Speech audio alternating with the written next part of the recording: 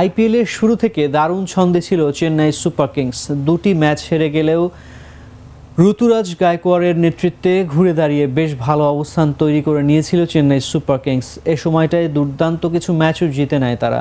যখন আবার বল হাতে আগুন ঝরাচ্ছিলেন cutter master Mustafizur Rahman, baby Malinga খ্যাত শ্রীলঙ্কার মাথিসা পাতিরানা, কিন্তু নানা কারণে শেষের দিকে পুরোপুরি শেষ হয়ে যায় চেন্নাইয়ের শক্তি। ইনজুরির কারণে দেশে ফিরে যান মাথিসা পাতিরানা। ইনজুরির কারণে খেলতে পারেননি নিউজিল্যান্ডের ব্যাটার ডেভন কনওয়ে।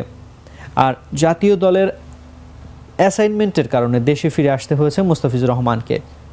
দেশে ফিরে আসার আগে 9 ম্যাচে 14 উইকেট নিয়েছিলেন তিনি। এর মাঝে কয়েকবার শীর্ষ উইকেট শিকারী হিসেবে পার্পল ক্যাপও পেয়েছিলেন তিনি।